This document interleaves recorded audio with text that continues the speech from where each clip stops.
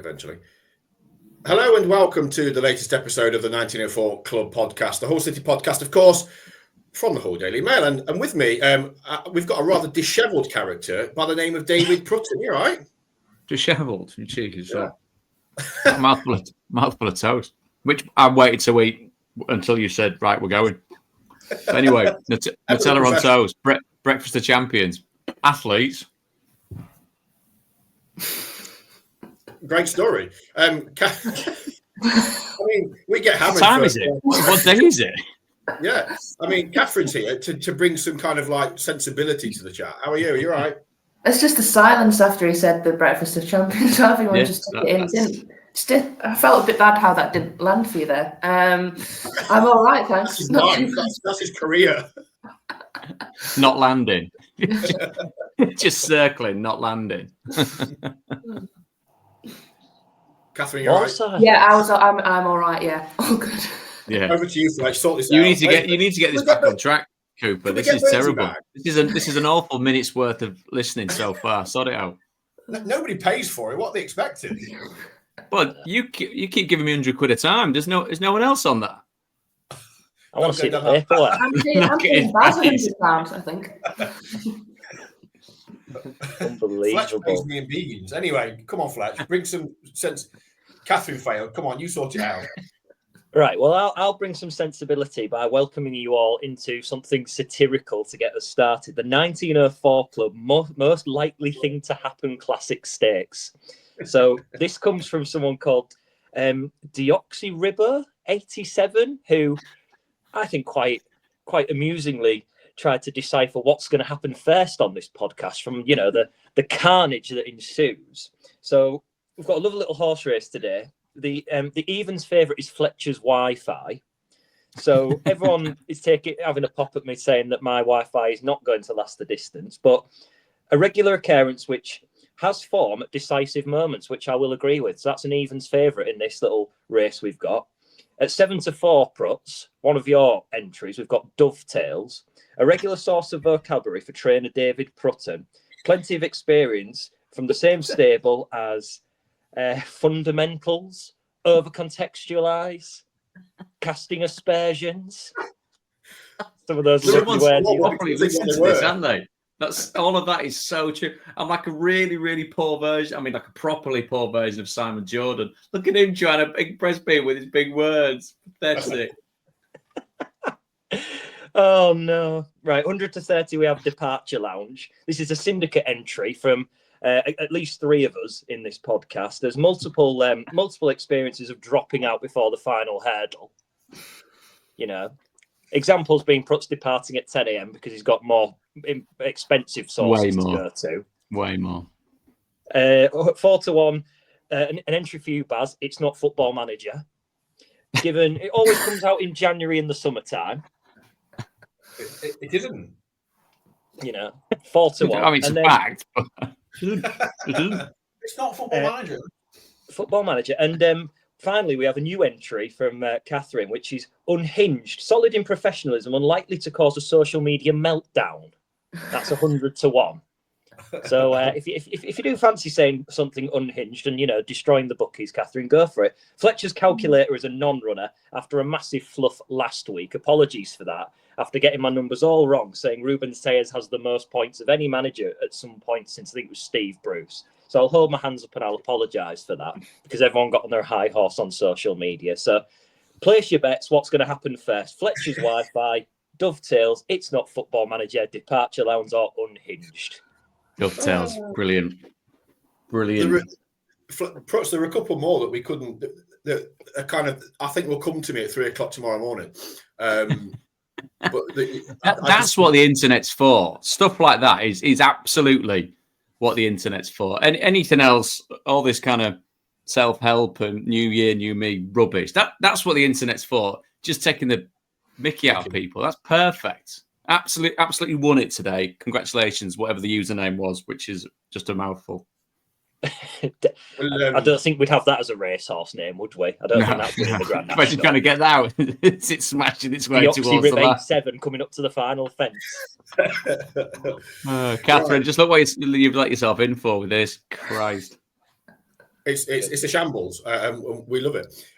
Let's start with transfers. Obviously, the news. There's a lot going on. We know that Joe Gelhardt is due at the MKM Stadium today to get that move over the line. So that'll be 2 players in Matt Crooks and Joe Gelhardt. They're still trying to sign this winger that we've been talking about for a while now. Let's see what happens over the next 24 hours. The club were hopeful of getting him in yesterday. I don't think that happened. But we'll have to wait and see, as I say, what happens over the next 24 hours or so. Ryan Giles is the story of the morning. Middlesbrough, it's our understanding again that Middlesbrough are testing the water with that. And I think there's an expectation from all sides that probably that deal will get done. Kathryn, obviously, you know about the situation with Gilo and the interest throughout the summer from Borough. Is that a deal that probably makes sense for all parties, do you think? I think it makes sense if we can get another left back in, because I would be a little bit concerned we don't have the depth in that area if we were to sell him. Obviously, you've got Matty Jacob there, but other than him, there's not many left footers that can play there. You'd be asking Louis Coyle to play there, or potentially Cody Drame. So we know Ryan Giles hasn't been at his best this season. He's struggled defensively.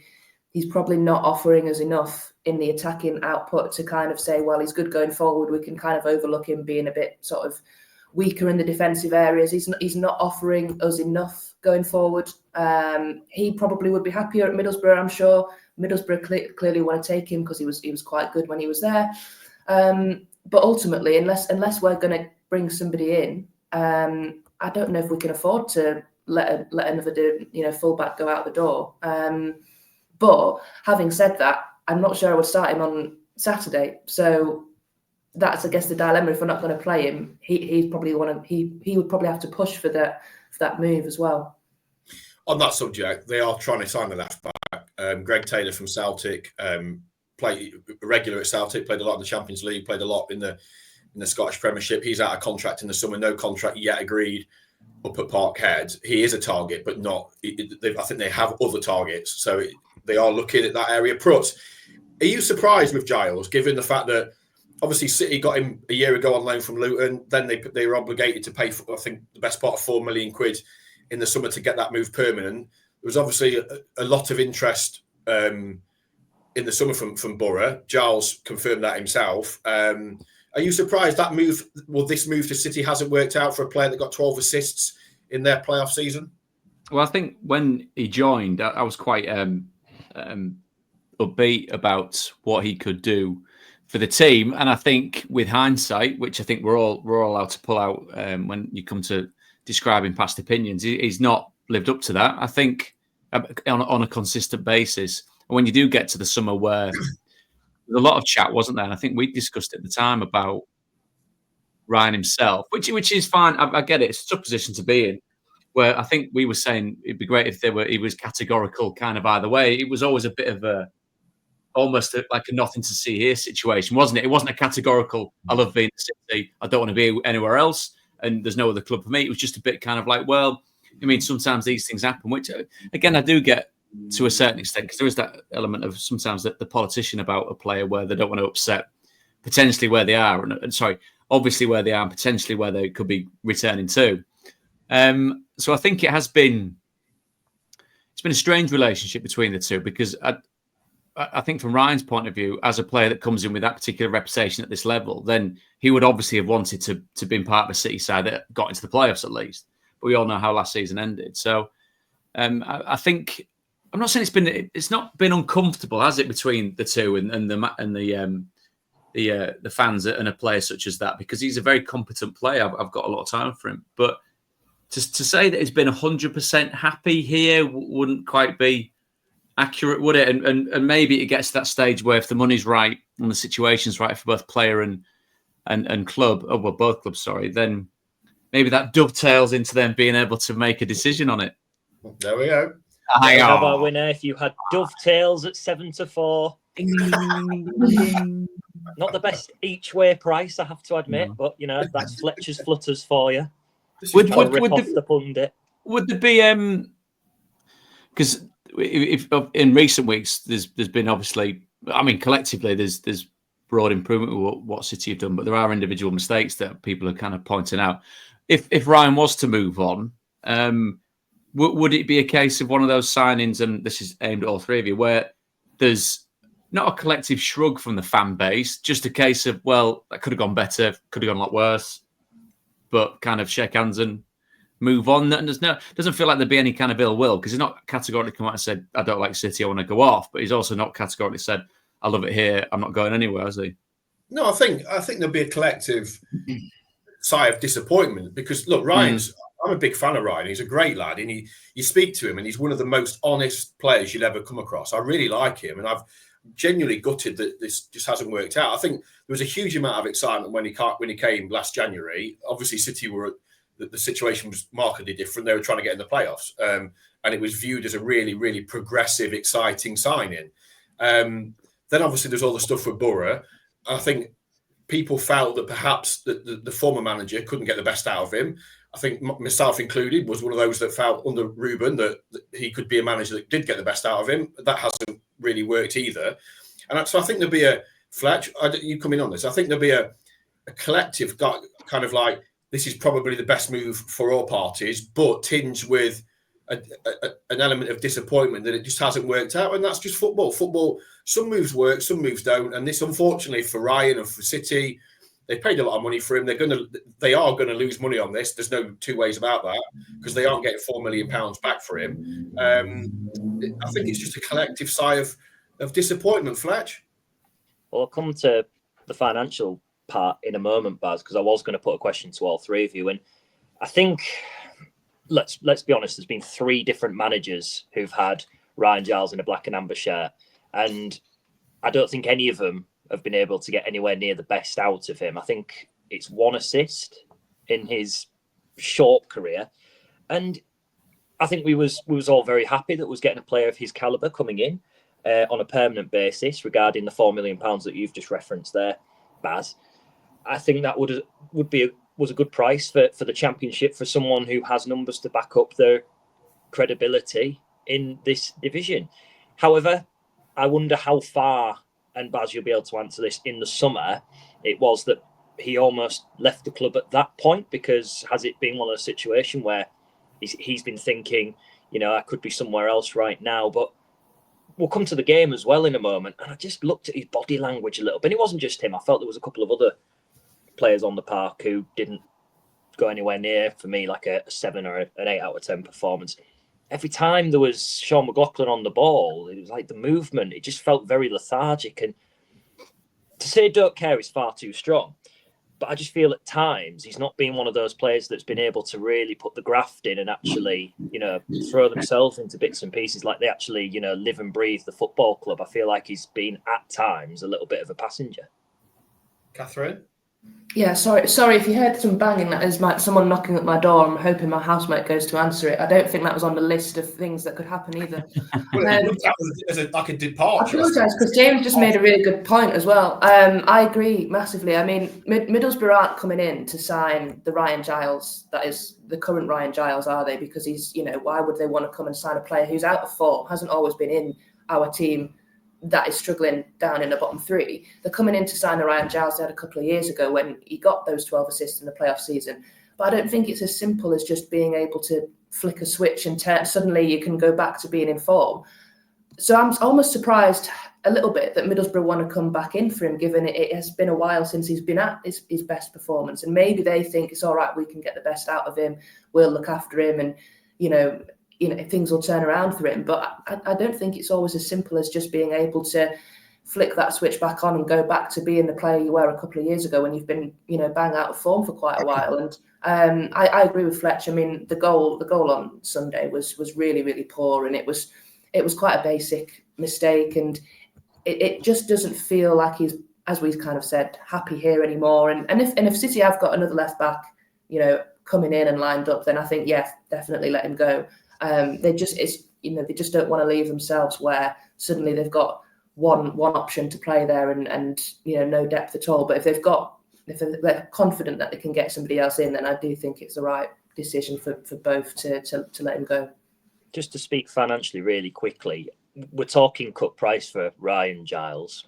What sort of cut price do you think would be respectable for the football club at this juncture? Do you think they should be trying to get half his money back, three-quarters? Obviously, they'll try and get as much as they can, but what do you think they would be happy with? Go on, Stumped everybody. I don't think this is the other thing as well. You can't just let Middlesbrough come in and be like Middlesbrough put in a joke offer of, oh, here's a couple of quid. You know, he wants to come to us. We want him. We'll take him off you. Like, you know, just because he's not the same player he was a couple of years ago. And they're not going to get obviously $4.5 million for him, but he's still at a good age. You know, he still has got that history of having been able to play at, you know, the top level of the Championship. So I don't think they can just let Middlesbrough come in and offer whatever they want. They have got to have a little bit of backbone in that, I think, and actually say to them, you know, this is the price, pay it or not, or go somewhere else. But likewise, they're not going to get, you know, the same money they paid for him. I think I'd start at half and see how much they got, and I would take maybe a third potentially. Like I think you've got to be looking like a million or at least if you've paid $4.5 million for a player and he's of a decent age, and you know they want him. If they want him enough, they'll pay the money for him. I think the bit potentially, which when it comes to finances, and it does get quite murky. Not in a sinister sense, but the market value of players and what is the going rate for a player such as this. When you're absolutely right, Kathryn. We're talking about a player that's 24 years old. So if they're, it almost feels a little bit like, and this is maybe the potentially galling thing for a City fan, where it feels kind of Middlesbrough have bided the time and kind of circumnavigated quite a big fee potentially to get someone who might have, as you say, hasn't been hitting the heights for a season or two, but still getting someone at a really good age that knows the place. And as you said, it doesn't mean that he slots in. You suddenly get the one that the assist machine that got a team to the playoff finals in the Championship, a playoff semi-final, sorry, in the Championship. But the price of it, I don't know. Like I said, it could be potentially going if you suddenly see that City go, all right, for £1 million is yours, and you're kind of going, Christ, that was a waste of time all round, really, wasn't it? But then it does go to show that a lot of transfers, or a big part of what transfers are, is part kind of gamble, isn't it? You can have the CV of a player, you can see the player with your own eyes in a different shirt, but until he does the same thing for you in your shirt, then you still don't know whether it's going to be a sure thing. And that's the thing, isn't it? He signed a 3-year contract back in the summer, you know, so it would be particularly galling if City paid £4 million, which they were obligated to do under the terms of his loan, but then had to sell him for, you know, $2 million, and they've taken a $2 million hit in the space of a few months, haven't they? The thing is as well. I mean, obviously you've got to factor in the wages with that, with City's kind of ongoing financial commitments. But yeah, like I said, I don't think it's remotely straightforward. I don't know what it sounds a slightly daft to say, but what do you get for £2 million? What do you get for £4 million? What do you get for £10 million? It's all very kind of unique to each particular situation. And I know we've talked about City trying to sign a left back, but Matty Jacob actually I think was one of the higher rated performers across the Championship over the festive period. So you know you've got to, if it's going to be Matty until such time as they do sign another left back, assuming that Giles does eventually go. You know, Matty Jacob is you know, will have a point to prove and will want to kind of back up the form that we saw over the festive period and make his play. Because if they were to sign, let's be fair, if they signed a Greg Taylor who's playing week in, week out for Celtic, has played all 5 of their Champions League games this season so far, he would be coming in to start, you would think, because that's. I know that's a separate debate about the quality of the Scottish League, but he's playing. I mean, with the greatest respect, that is. And again, not knowing facts and figures, I presume there's more money in the Championship than there are potentially. But then saying that, if you're talking about a player in the size of the club that's playing for with the Champions League revenue as well, I'm sure they're not paying peanuts up there. I'd be surprised, with the greatest respect to Hull City, if they could blow him out of the water with a financial package that's big enough to say, I'll come and enjoy / work through a relegation fight in the Championship, other than playing at the very top level in Scotland. I mean, there's a debate for another podcast, isn't it? How good Scottish football, but it's a different thing. Go on, Fletch. Well, to talk about Greg Taylor and link Matty Jacob together, one thing last year about Matty Jacob when he did play, I want to see more longevity and consistency in his performances. That consistency is the key for him. Consistency is the key. Does someone like Greg Taylor come in and offer that sort of mentorship figure that I think Matty Jacob needs? But the caveat to that is, if you've got someone ahead of him, does that then stall his progression? It's a really tricky one, isn't it? It is, and as I said before, Taylor is a target, but he's not the only target. Let's move on from Ryan Giles. Another couple of departures that we expect to see potentially this week, but certainly before the end of the window. Anthony Rachopi and Chris Bedia. Ruben Sayers said a couple of weeks ago that he planned to have talks with those two players about their futures, having not been involved against Leeds or Doncaster. He's had those conversations, and basically both players can leave. Kathryn, are you surprised by either of those decisions to move those players on? Not really, no. To be honest, I think Chris Bedia, obviously, it's just a move that's not worked out, and they need to move players out to bring more players in, and those two guys, especially the goalkeeper, obviously, hasn't really played since that horror show against Sheffield Wednesday, and he probably, I think for both players, it probably makes sense for them to leave. Again, obviously, need to try and get those forward options in. I know Gelhardt sort of on his way, but they probably do still need another forward player. I was getting a bit concerned when Doncaster were trying to get João Pedro sent off on Sunday. I thought, in a second, we haven't got many other striker options here. I was thinking, ref, you can't send Pedro off. There's nobody else to play. So they do need to bring more people in. But yeah, those two again, it's another kind of just moves that didn't work out. Nothing, no hard feelings or anything. We'll come on to the goalkeeper situation in a little while because that's a really interesting topic. Prutts, on the subject of Joe Gelhardt, I think there's a mixed response from City fans. I think there's a section that think he's only 22. In the right system, under the right manager, he's a player that can flourish, and under Ruben that could work. Others will say 3 and 57 at Leeds. He didn't really have a huge impact at Sunderland in that loan spell either. Obviously, you're close to Leeds, and a lot of your family and friends unfortunately support Leeds. What's your assessment of that? You're all right down there, Kathryn. I didn't know that about you, Fletch. I'm very disappointed in that. My whole opinion of you've changed. The thing with Joe is, and it's a player that will be as frustrated as anyone else with the amount of game time that he's got under his belt for someone as you say, 22 and turns 23 in May. So it's a conundrum because look at the team or the Leeds teams that he's been part of, and there was always that question about whether he would be someone under Marcelo Bielsa that could be relied upon to play in a certain way and be elevated like a lot of other players were in that system to become kind of Premier League players. But that hasn't quite worked out. You've got to look at the fact that you've got a player there that burst onto the scene very early on at Wigan and then elected to go out on loan to Sunderland to try and get these games under his belt. But once again, for some reason, it hasn't quite clicked. So I can understand City fans are allowed to be kind of reticent to a certain degree. I'm not saying the other bit that I don't like when it comes nowadays to transfers and potential players coming in the door is someone can get absolutely sandbagged online, can't they? And suddenly this player sounds terrible before he's even put a shirt on or even put a half a shift in for City or for a new club, and not having him. Well, you're not seeing him play. You've seen him play for another team. You don't know what situation and what chemistry is created at a new place.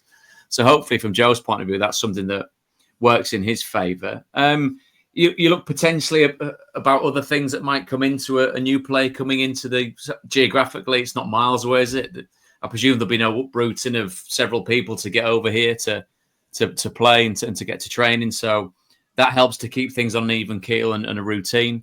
And then it boils down to the two things which are going to develop him, which is how good Ruben deals with him as a player and a person, and Joe's approach to his own career. Because careers can ebb and flow. They can have high points and low points, but fundamentally, I always think in 99% of the cases, barring serious injury, a player's career pans out in the way that that player deserves. I think whether how much is put into it, the clubs that you end up at, the games that you get, and the performances that you manage to generate, and whatever success, as we know, success being relative, you get during the course of that career. So Joe's next port of call has to be one that sticks. And if that's at City and City see the best out of him, then great. Like I said, I've not heard, I was chatting to a few people at Leeds at the game against Harrogate on Saturday, and it'd be one of when we were discussing Joe, and there was an element of them of that kind of being said about, not sad to see him go, because it's nothing's ever a kind of final full stop, but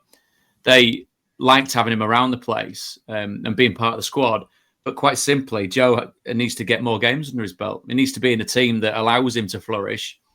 And hopefully when you see that with City, it becomes mutually beneficial, because you get a player that's right at it, ambitious, chomping at the bit, and a club and a team in Hull City that need players like that to drag them away from trouble. Prutts, is it, from a player's point of view though, is it hard that he's coming from a club like Leeds, top of the challenging for a place in the Premier League, although he's not really featuring, he's on the bench and whatnot. But it's only a short-term loan. It's a straight loan. There's no option to buy. So as it stands, he will be going back to Leeds in the summer, and whether he then goes on somewhere else, or realistically, I mean, if he's not featuring in the Championship, you'd expect that if they get promoted, that he's not going to be around in the Premier League. So from a player's point of view, how are you approaching it? Well, it's without sounding all Roy Keane like, it's his job. So that's what he's got to do. You can be part of a club.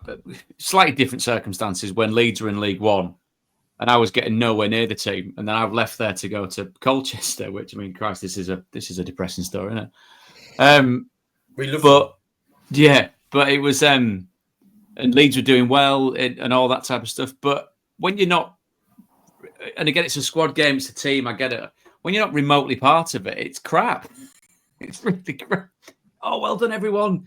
I didn't do anything again today, but we're all in it together. And I understand what managers are trying to do, keep everyone involved. But in your heart of hearts, you know that if you're not stripped, if you're not on the bench, if you're not getting on the pitch, to be brutally honest, you're not really doing anything on a match day to help, are you, really? And that might sound a bit cynical, because it's very much a squad game. Just a great attitude, Prutts. Yeah, exactly. Well, I mean, I got progressively more hacked off with it in training. So attitude debate notwithstanding, I think it then, like I said, it then becomes the position where he's got a safety net of I don't know how long he's got. So if he goes back, has he got a year after this, 2 years after this? He'll have a safety net of a pretty lucrative contract that'll be a decent length. Whereas in my situation, my contract was running out, so you had to get out and actually kind of stupidly get out and go, by the way, I'm still playing, everyone. I can still, the legs still work, and I can run around, and I still can't pass, but that's never going to change. And you kind of go, that's get yourself back out there. So whether Joe uses this to get a contract at City, whether Joe selfishly uses it to get the best out of himself and back in people's eye line, and maybe go to a team potentially next season. We don't know what City's incarnation is going to be, that is going to be fighting for promotion. And that's how we've got to see it. And from a player's point of view, the only currency that you've got is playing and the immediacy of playing. As I said, that example that I used of going to Colchester, bumping into Adi Boothroyd in the players' lounge at Leeds after another game where I'd not got stripped. And I'd know Adi from way back when. He went, "You're right." When he said, "Injured?" I said, "No, just not playing." And he went, "Oh, right. I thought you hadn't been playing for ages." And so the presumption is you're not in the team, you're either injured or not worth a place in it. So after that, you've got to mobilise, get something sorted, and then take care of your own career. That's what Joe's got to do. And hopefully that dovetails in with him being good for City. Fletch, how do you feel about that signing? Because, we've said it before, City, it's hard. Everybody wants a striker in the summer. Then everybody wants a striker again in January.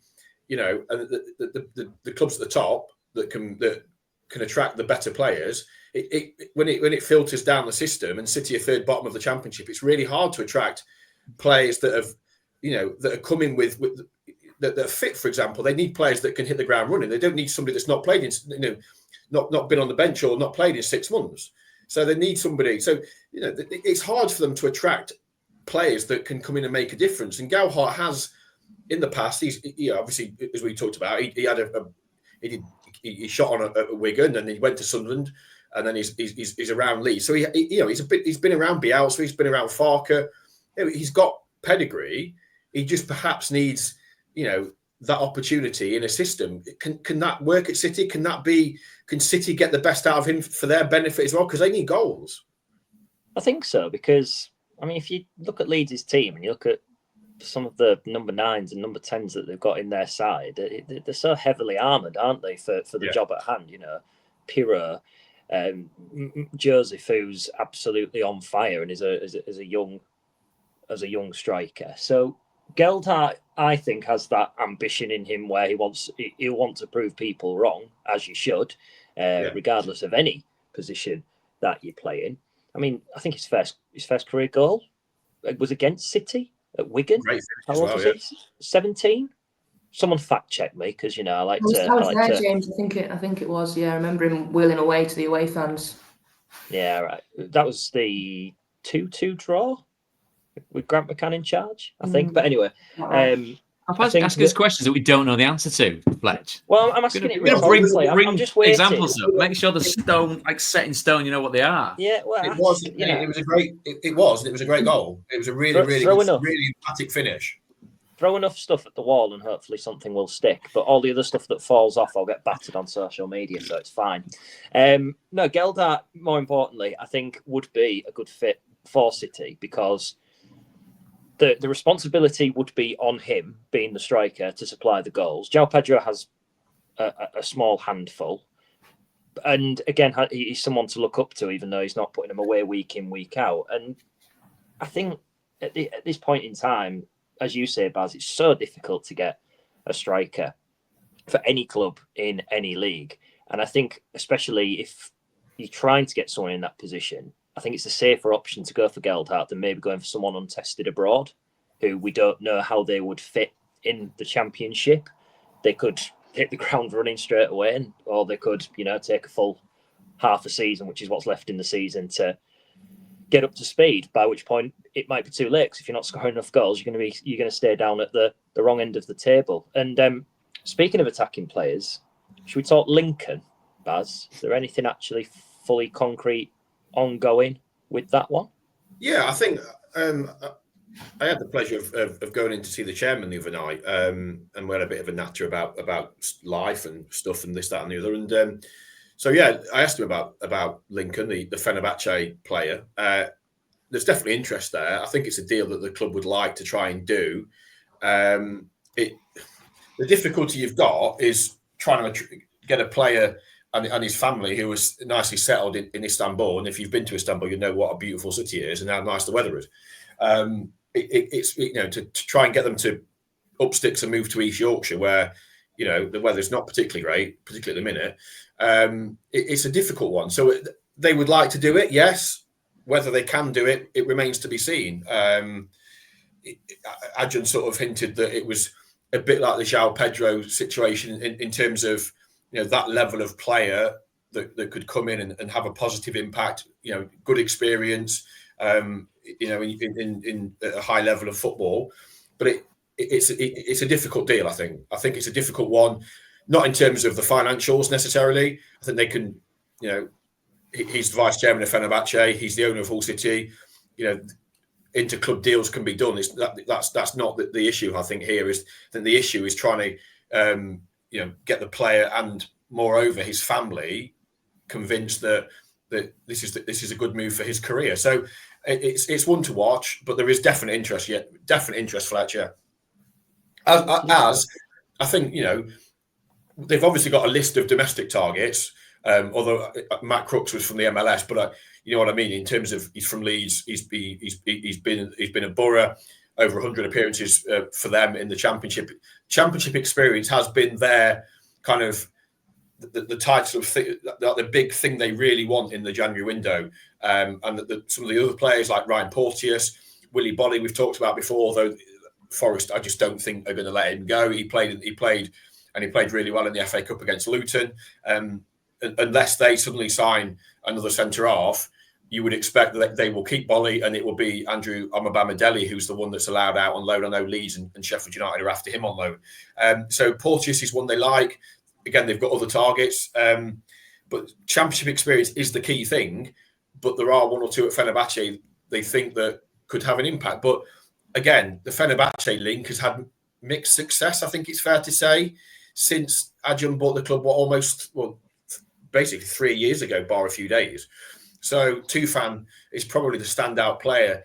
In fact, the Turkey link-up probably, in terms of players coming from Turkey, has had mixed success. Tufan's probably the one we would say has had the best success, and that was a lot down to Liam Rosenior being able to get the best out of Tufan. We're not seeing it with Abdush, who was out with a knee injury on Sunday. Abdush has not really delivered. Sinek is just off. He's just, I don't know, still injured. And the other players that we've seen. So I'm a bit dubious, but we'll have to wait and see on that one, Fletch. I just love the way you said, still injured. Well, it's a bit of a running joke, isn't it? And I feel for the kid because, he's a professional footballer, isn't he? And he wants, despite what one or two people will say, he wants to play football. He's not coming here to sit on his arse and do nothing. He wants to play football, and it's unfortunate. He's one of those players that, he picks up the Sky TV remote and gets injured. It's just one of those. He's just one of those unfortunate. Don't blame us. It's got nothing to do with however his remote is. Yeah, he picks up the ITV remote or any other. No one does. But I just feel for Sinek, and that is a move that just hasn't worked. He's out of contract in the summer. I'd be surprised if he ever played for this football club again, and they'll probably just try and get him fit for the remaining weeks of the season so he can go on and get a club back in Turkey in the summer. Fair enough. Shall we? Lincoln's wife, I think, is a bit of an Instagram influencer. She's actually got more followers than him. So I think I can see her doing some influencing in Hull, going around the sites, Hull City Hall, the Deep. Is that each way? Is that each way bet of 100 to 1 on Unhinged coming in second place? It's just the way Baz said, they're settled in Istanbul, and it's like, the idea of them trying to get them out of there to come to Hull, and this is the chance. Just sell her the dream of being a influencer in Hull. I'd love to know what her followers thought if she came. Suddenly, the photos are not all sun in the background, and it's chip spice and patties instead. Filters do wonderful things, and there's a bridge. It's what attracted Acun. There's a beautiful bridge. I don't know. We'll have to wait and see. But look, we're coming up halfway through January. The window closes next month, so there's a bit of extra time, bizarrely. But there's a lot of wheels turning behind the scenes. Obviously, it was said to me a week or so ago that they are working really hard, and this window has actually been one of the better planned windows. That a lot of things are really well structured. There's been a lot of research, a lot of work has gone in advance of the window. So I know fans want players in now, and we all want to see players in quickly because they need them. That the need is great. We know that, but people have said that they are working so hard to try and get the players in, and then ultimately it is a difficult sell. Let's be realistic. The third bottom of the table, that is, you're attracting a special kind of player to come and play the second half of the season at a team that are third bottom in a relegation battle. So was that said as a slightly newer way of doing stuff, or a slightly newer approach to the transfer window? Or am I being needlessly cynical there? Because I'd like to think stuff like that inherently goes without saying that they're doing everything they can. Yeah, I think perhaps, really having a go. What have you done for the last 5 years? Yeah. Have you played at it? I mean, if you look at City's side, if you look at what they've done over the last few years, it has been quite haphazard. They've got to get away from this churn of signing 15, 16, 17 players, and we'll cover this over the course of the next few months going into the summer, hopefully as a championship club. But they've got to get away from signing that amount of players. It needs to be strategic, doesn't it? It needs to be the best run clubs and the most successful clubs don't go out and sign 15 players every window and let 10 go, 10, 15 go. They have to get away from that. And financially, it's crippling, isn't it? Because you look at Malem, and there'll be other examples over the last 2 or 3 years where players have come in and then the next window or the window after that have been bombed off. Malin was a prime example. Malin was signed. He was a Walter sign-in, bombed off in January. And they've got to get away from that short-termism. And that's what they're doing now, isn't it? It's short-termism to try and get themselves into the Championship next season. And they have to be, they just need to be a bit more stable. Don't you think, Kathryn? I think so, yeah. Like you say, I mean, it's like praising them for sort of planning the transfer window rather than just going in and sort of going, should we get him from there and do that, and sort of not having a structure behind it. But no, it's important to do that. And I think, this is where Jared Dublin obviously comes into the role that he's been brought in to do, with obviously a good reputation and kind of, history of signing good players for different clubs. And hopefully he's picked out a few that for this month. And I imagine he'll probably have more work to do in the summer. But if he can get a few players in that help us stay up, then, perfect. And just to go back to Middlesbrough, if they get that latte laugh money, they can surely throw us 5 million for Ryan Giles. They'll be well in with the cash if they get 18 million for him. So maybe they'll have a little bit to spend. Who's he been rumoured with there, Kathryn? It's MLS clubs, isn't it? I think it's Atlanta, I think. And what's the price? 18 million, I think. I don't know if that's with add-ons, but that was the price submitted, yeah. Maybe he's going to make the coffees as well. Well, either Kathryn, that wasn't it? Yeah, you're either auditioning for bargain hunts and trying to turn a profit. Burns his panto or something like that. Alex Neil once said when they worked together at Stoke City, Alex Neil once said of Jared Dublin that he could identify the best left back in Sweden. So maybe that might be an area that he's looking at, because we need, obviously, if Jarlo goes, we need Sweden. It's quite niche, isn't it? Very niche. Give me a Swedish left back and get me him now. It's like, what's your party trick? I can identify the best left back in Sweden. Huge fan of Swedish. Another snooze put up in your lip as well. Before we get on to Alex Neil, because obviously we face him on Saturday, and he has intrinsic knowledge of Hull City, given how close he came to getting the job. I want to talk about the goalkeeping situation, because obviously, again, that's been a butt of jokes and plenty of discourse over the last few months, from the moment really Ivor Pandor arrived in February, and then Adjunct did his Q&A in the summer, hanging Ryan Allsop out to dry, and then obviously one of the things they had a massive disagreement over was Ivor Pandor, and he's been the number one. He's done really well. He's grown into the role. They signed Rachopi from Switzerland, Champions League goalkeeper, come in, made an error against Wednesday's reserves, hasn't been seen since. Looks to be on the way, and they've obviously signed Rushworth, got injured, made his debut on Sunday.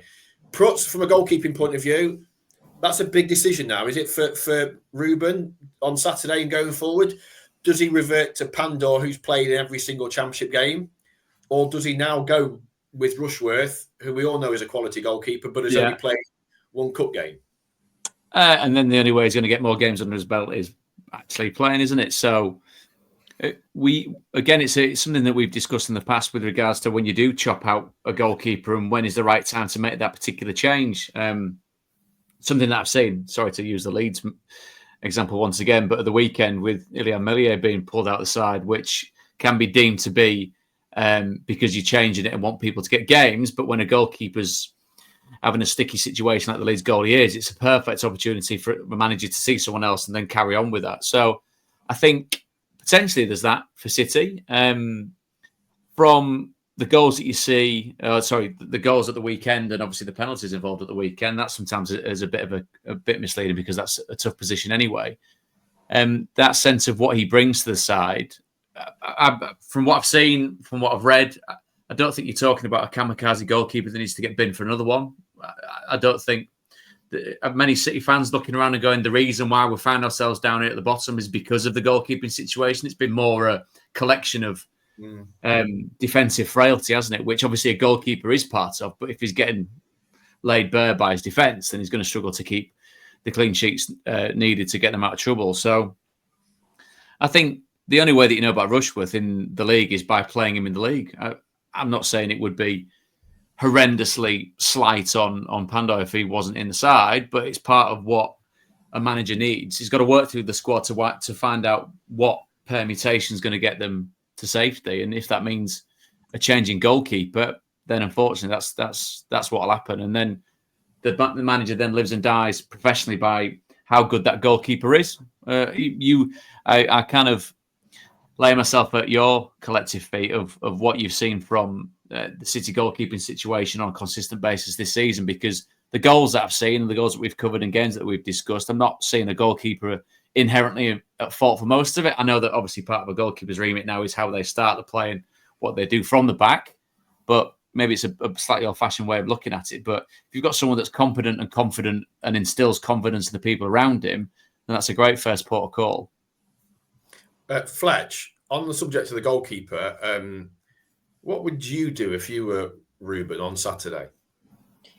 Well, I'd look at what Millwall might offer tactically and then pick and choose from whichever goalkeeper seems best fit for whatever Millwall are going to throw at City, because from memory, every time I've been to the New Den, I always distinctly remember Millwall trying to cross the ball in or being a little bit more direct and being quite aggressive.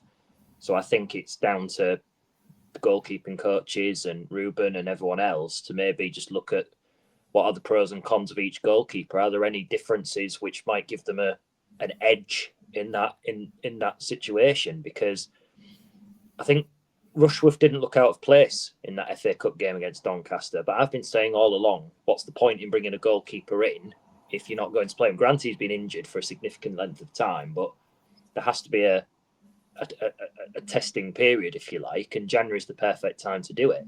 And I think he looked okay under like crossing situations. I think he commanded his area all right. He looked sharp and relatively steady when passing the ball out.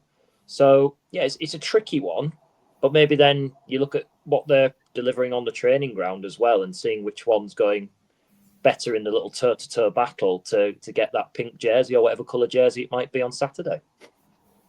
Kathryn, what's your feeling on it? Because I guess there's a school of thought saying that Pandor has grown into the role. He's looked better and better and better.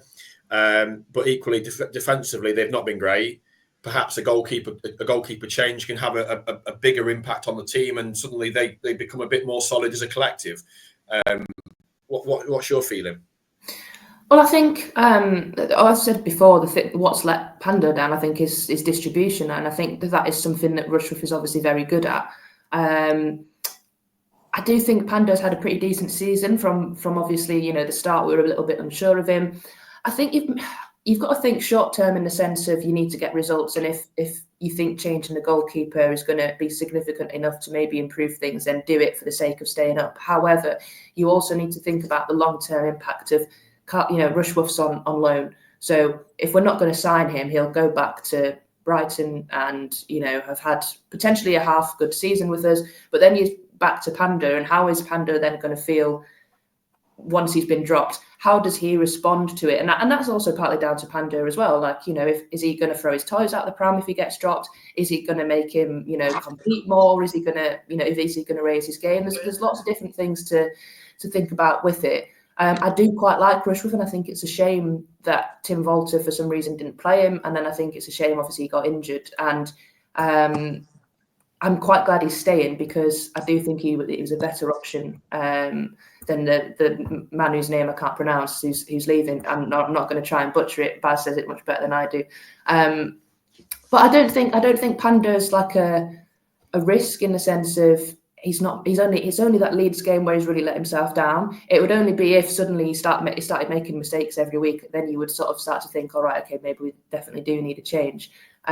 However, if Sellers does play Rushworth, I think we've got a safe pair of hands. And actually, for once, it's quite a good position to be in, where you've got what we think is two pretty decent keepers, and whoever plays, you would feel comfortable with either of them. And Millwall have got a good goalkeeper at centre half. If we remember the first game earlier this season, when Dick Cooper that just sort of dived out with his arm out, which apparently you're allowed to do these days with the new handball rule. But if your arm's by your side and it hits it, it's a penalty. Not that I'm still bitter about that or anything. Oh, no. Let's take a quick straw poll then. Who's in favour of? Obviously, if you're not watching the YouTube video, you won't be able to see this, so we'll say. But, well, let's do it parliamentary then, Baz. Let's go ayes and noes. I For Rushworth starting at Millwall on Saturday, who's in favour? Aye. Yeah, I don't know. It's difficult, but yeah. Wow. Yeah. Are you stroking your face, or are you? What are you doing? I'm like Kathryn. Mine's a non-committal. I mean, Yeah. the statement that it would make, I think, is in direct contrast to the ability and performance of the goalkeepers, isn't it? You know what I mean? It's without, and this is potentially damning the goalkeepers with the faintest of praises. I don't think swapping these two goalkeepers around inherently decides Hull City's fate in the Championship. I think they're both very, very capable, composed goalkeepers. Does changing it save several points between now and the end of the season? I genuinely don't know. It's a really difficult one. So, what was the outcome then? So, Fletch, were you in favour or not? In favour. Quickly. Kathryn, in favour or not? I think, yeah, if I had to choose, I think I'd say play Rushworth. And Prutts is just stroking his face. I'm just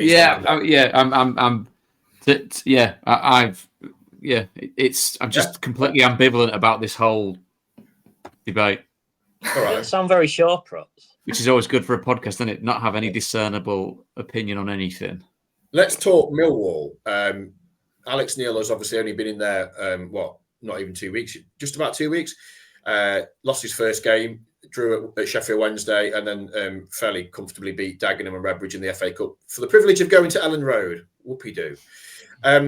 Alex Neil, a guy that you know well, was very, very close to getting the job before Ruben. Impressed, from what I understand, impressed massively in his interview for the Hull City job. So we'll know an awful lot about Hull City because he done his research for that interview.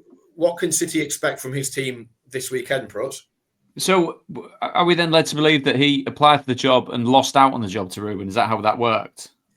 Well, he was one of a few managers that were interviewed, really impressed, but it was decided that Ruben was the guy that the owner felt that was the best man for the job. Okay. Well, then therein lies potentially a very quick motivational factor for Alex with his side facing, obviously, City. I think the nous that he shows at this level, obviously, he's got that on his CV of getting a team into the Premier League. I'm not saying for 1 second that necessarily has to be what he does with Millwall, given where they find themselves nicely kind of squeezed in the middle of the Championship and 10 points off the playoffs. So there is half an eye on that. He takes over and he's taken over a club which it wasn't a team in desperate and dire circumstances. It just felt a bit of an end of the road type thing with regards to Neil Harris and Millwall this season, even though it was only very, very brief. So I think you'll have a team that's extremely well set up. It's pragmatic in a way that he understands that semblance of being tough to beat first and foremost, before then being able to show the opposition what he's got. Players like Honeyman and Romain Esse, who I've got a lot of time for. Gary Rowett always spoke very highly of Romain and what he brought to a side. He's going to Palace, isn't he? All right.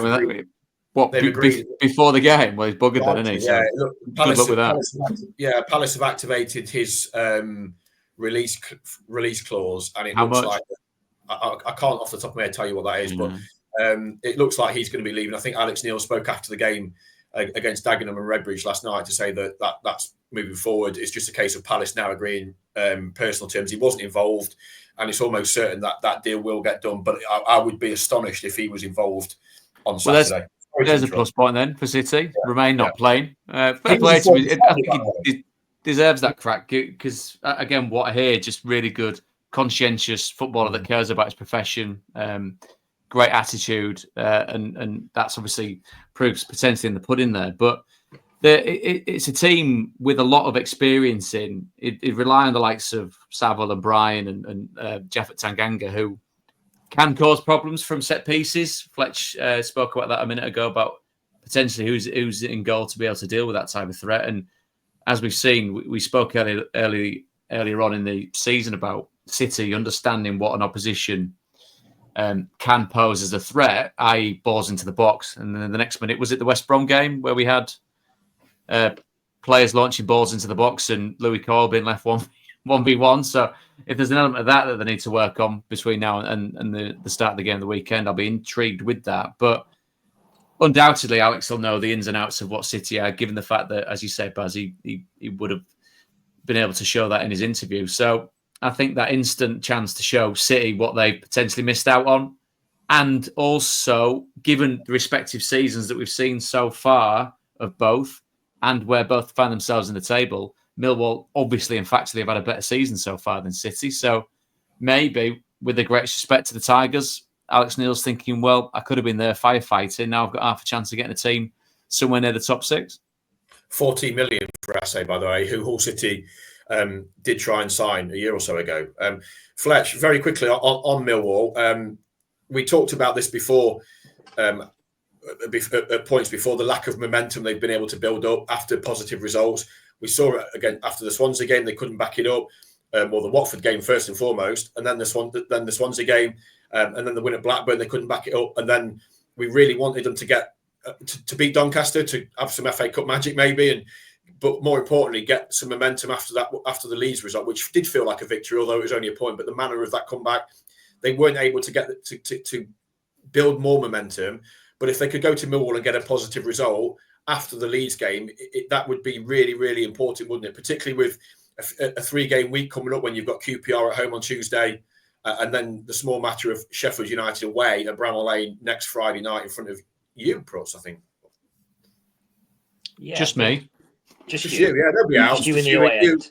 You in your boxer shorts, heading the ball to yourself in the studio. Oh my God. I think, going back to your question, Baz, I think that, they need some momentum now, because I think the general feeling after the Doncaster game, we were all feeling incredibly negative, as you would be, being dumped out by Grant McCann's League 2 outfit. But it just feels really sluggish at the moment when it comes to the league. It just feels like, really, as a full collective, we're not enjoying this season. But I think if you can get a victory against Millwall, get a victory against QPR as well, you do start to build that momentum, taking it into a derby, even if it is at Bramall Lane, which will be incredibly challenging. I think they just need a little bit of... They need to show a bit more pace in comparison to the game against Doncaster, and they need a bit of grit and determination. If they come away from Millwall with a draw, I don't think that's a bad result, but then you have to back that up by beating QPR. Kathryn? Yeah, well, I'm going to be in the away end on Saturday, so I'm hoping they turn up and put a performance in. I've been to Millwall twice before and seen us draw and lose, so I'm hoping this is by logic, we're due a win. Surely I'm due a win. And I think, this is the thing. The consistency's been the problem, hasn't it? And win one, lose one, draw one. They've got to start trying to build some momentum. And I'm interested to see if we see Matt Crooks play, if he starts, or if he's going to be on the bench and potentially come on. Obviously, I don't know whether Gelhardt will be done in time for that game or not, Baz. But obviously. Yeah. The squad depth is still looking a bit thin at the minute in terms of injuries and players that aren't there. So João Pedro is going to have to run around again, probably for 90 minutes, bless him. But hopefully they can get a result. Yeah. Prutts, just finally, give us a quick Millwall story from your playing career. I would caution against warming up pitch side though with shoulder length hair, wearing what would have been described as tights, just compression skins. I mean, if you're going to get all scientific, really does annoy the home faithful, especially when you start kind of touching your toes. And I mean, that almost sounds provocative, doesn't it? But long hair tights and touching your toes. Yeah, and just kind of being called several things about someone that's got no fixed abode, which, as you know, for me is like water up a duck's back. The other thing is as well, and this is me. Because I've seen this all over the country at varying different football matches and outside different grounds, because there's some dicey ones I managed to find myself in. But the one that does stick out on the way to Millwall, it was a generational hand gesture from granddad, dad, and son when the bus pulled up. I mean, whether that was just aimed at me solely, potentially.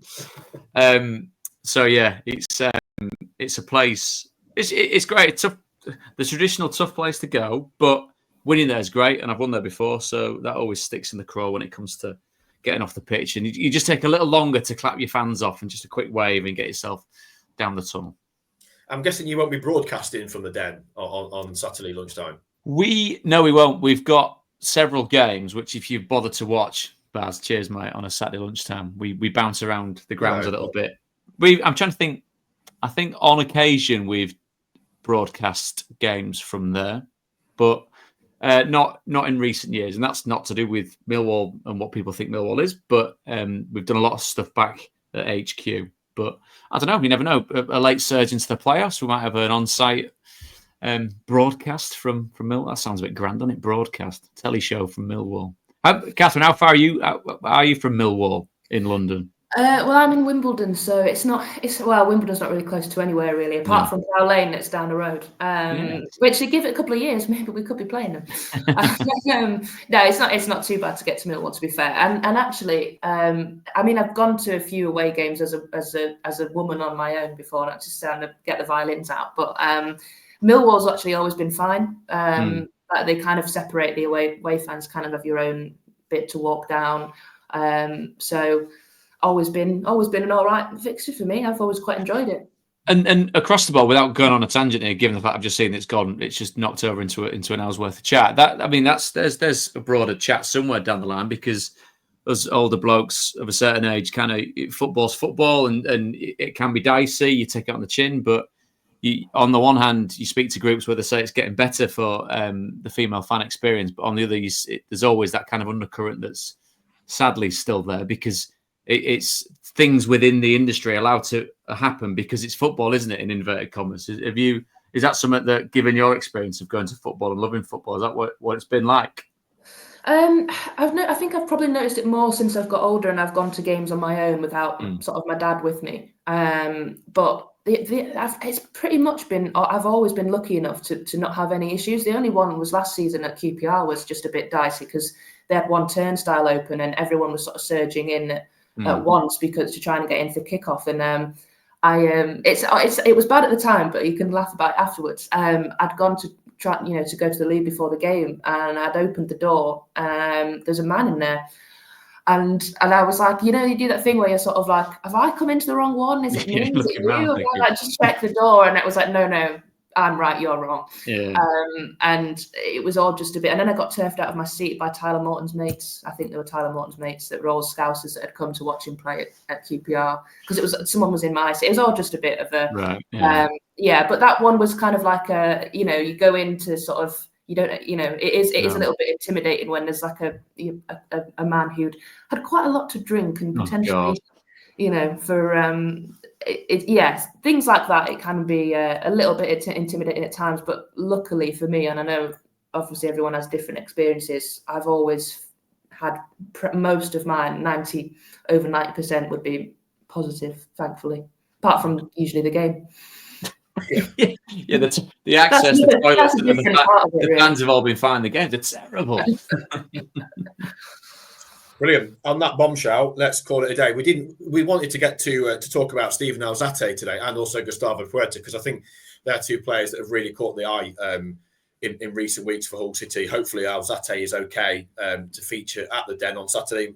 He went off with a back spasm against Doncaster Rovers, but hopefully we'll see. We will be with the Hull City manager ahead of that game, so listen out to what we've got to say. Just a quick pointer, actually. We spoke to Harry Vaughan before the FA Cup tie. We took that up as a podcast. Harry talks about his difficulties going out on loan to Bristol Rovers last season, his coming back in pre-season, being told that he wasn't a player that Tim Walter wanted, but obviously then going back into the 21s and now featuring. Obviously, he was back in from the start for the first time in a year against Rovers at the weekend. So that's an interesting one.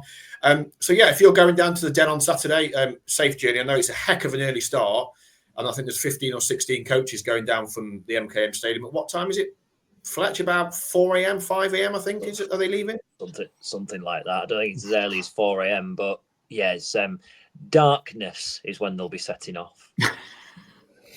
Absolute darkness, and it will be when they get back. Hopefully there'll be a ray of sunshine midway through. Prutts, thank you for your time as always. Enjoyed it. Lovely to see all three of you. That's very kind of you, unusually. Kathryn, thank you. Thanks, Baz. And no one commented on the fact that I'm basically wearing a Hull City jumper here, even though it's not an official Hull City jumper. The colours are lovely. Thank you. You're welcome. And Fletcher's got João Pedro's granddad jacket on. I have. Well, now being over the age of 30, got a dress for the age, haven't we? What is that? Is it a fleece? Or is it a Sherpa fleece hoodie? Absolutely divine it is. Absolutely. Is that a charging port at the front of it? You are, sorry? Is that a USB charging port at the front of your top? But I never use it. I'd probably self-combust. I might try it at Scarborough tonight. I think it's safe to say that Sainsbury's has really upped the game with their fleece range, haven't they? That is. Are you trying to suggest I've got enough financial wealth to shop at Sainsbury's, Prutts? Well, not like you goes to Waitrose. Is it TU? Was it? Well, or George, I know I'm a George man. Sorry about that. Oh, good. Right, let's go because people are just like they're waffling now. Yeah, I mean we started that straight away an hour and 5 minutes. All the best, everybody. Thanks for getting in touch. Keep doing so. We will see you again soon.